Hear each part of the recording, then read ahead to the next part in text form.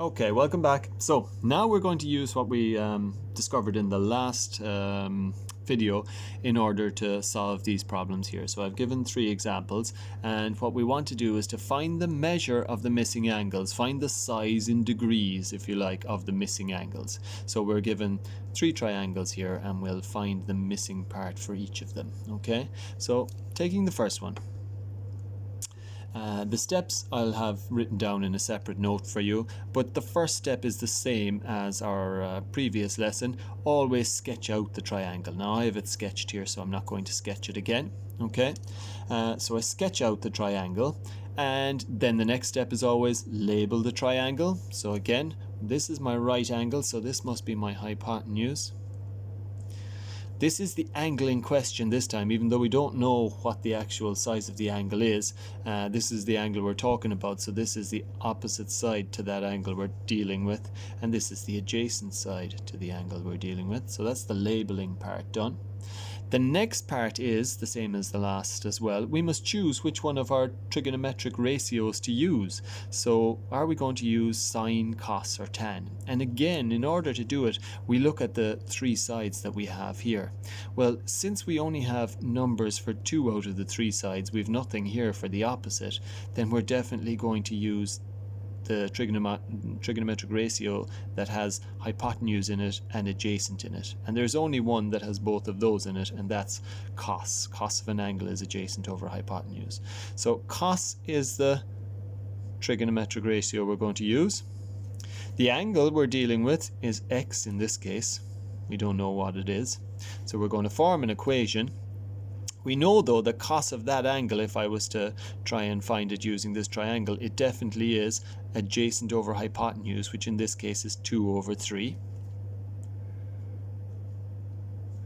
So we form an equation using the trigonometric ratio that we've chosen, and then we just solve this equation. So what I would say is, before solving though, we rewrite this equation, or at least we write a different equation based on this one. So we know that cos of this angle gives us an answer of 2/3, so we're going to use our inverse function, and we're going to write cos inverse. We want to go the backwards cos function, if you like. Cos inverse, if I take the answer of 2/3, and in the calculator you'll have a bracket around it, is equal to, it will give me the angle that I'm missing. And so then it's only a matter of putting that into your calculator and getting your answer. So here we go. Cos, whoops, that's not the cos inverse, shift, cos inverse, put in my 2/3, close the bracket, equal to, and I'm going to round it off to the nearest degree, so I'm going to say it's 48 degrees. Okay, so x approximately equal to 48 degrees. Simple as that. Okay, these are actually, I think, even a little bit easier than finding the lengths of sides. All you need to do is to be able to form the equation and then flip the equation around like this using the inverse function. So let's look at the second one. Part 2. It has this triangle here. Now, in this question though, they want you to find 2 different angles. Okay, so what we're going to do is we're going to do one at a time, basically. So if we start with the x again, I suppose it's as easy as any, and our first thing to do is sketch. It's already sketched. Our next thing to do is label. Well, if this is the right angle, then this is the hypotenuse. If this x angle is the one that we're dealing with first, we're ignoring the y angle, then this is going to be the opposite, and this is going to be the adjacent. Okay, so once we've sketched those out, then we've labeled as well, we're going to decide which one of our ratios we're going to use. So again, we don't have any measurement for the adjacent in here. We have a measurement for the opposite and for the hypotenuse, and there's only one ratio that uses both opposite and hypotenuse, and that's the sine ratio. So it's sine we're going to use. The angle we're dealing with is this x again here. And the answer, if you like, sine of this angle is opposite over hypotenuse. It's 4 over 5. So we're going to write equal to 4 over 5. So again, this is the new step, I guess, is we're going to write using the sine inverse function. Sine inverse, take the answer. Sine inverse of this answer gives me the angle that we started with, which is x. We don't know the value of it yet. Okay, messy there. So then we go to our calculator, excuse me, shift, sine, and what do we say? 4/5. And we get an answer of approximately rounded off to 53 degrees. So x is equal to 53 degrees. Fantastic. So there's a second part to that though. We found x, now we need to find y. So what we could do is, we could sketch it out again. And again, remember, if you're dealing with different angles and you're going to use trigonometry both times, then you will need to sketch it out again. It's very important. So 5, 4, right angle. We're dealing with the y this time.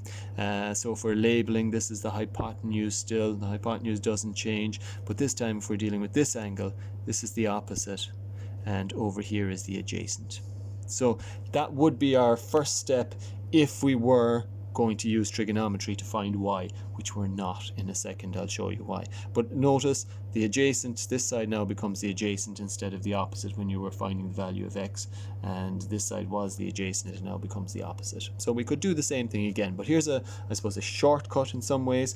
We know that in a triangle, any triangle, the three angles inside the triangle sum to 180 degrees, or in other words, they add up to 180 degrees. So what we can do using our sketch here is, we worked out that x is 53 degrees, we know that this is 90 degrees, and if the three of them have to add up to 180, all we have to do is add 53 and 90 and subtract from 180 to get our y. So let's do that. 180 degrees minus, let's add up the two of those, 53 degrees plus 90 degrees. And 53 and 90 is 143, isn't it? And 143 from 80 is 37 degrees, unless my maths is working against me. So the size of y is 37 degrees, so we don't have to use any trigonometry at all. We could just use our geometry knowledge that the three angles in a triangle sum up to 180 degrees. Okay, let's look at the last one then. Part 3 is this triangle here. So it's a little bit different to the other two because we have the length of 3 sides now instead of just 2 out of the 3.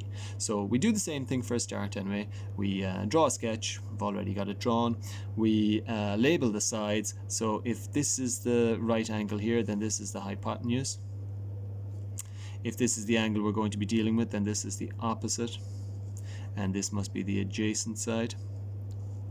And so our next step in the other ones that we were solving was picking a ratio to use. And we said we use whichever one that we had the two values of. So in this case, we used sine because we had the 4 and the 5 and we didn't have this. So our issue this time is we have all 3, so which ratio do we choose? And the answer is, it doesn't matter. You actually could use any of the 3 now because you have all 3 of these measurements here. So you can pick sine, cos, or tan, whichever one you like. So I'm going to suggest, let's see, what did we do earlier? We did cos and sine. Maybe we'll do tan for the sake of it, and also it means we can avoid using this root 41. So if we use tan, which is opposite over adjacent, we'll write down our tan first.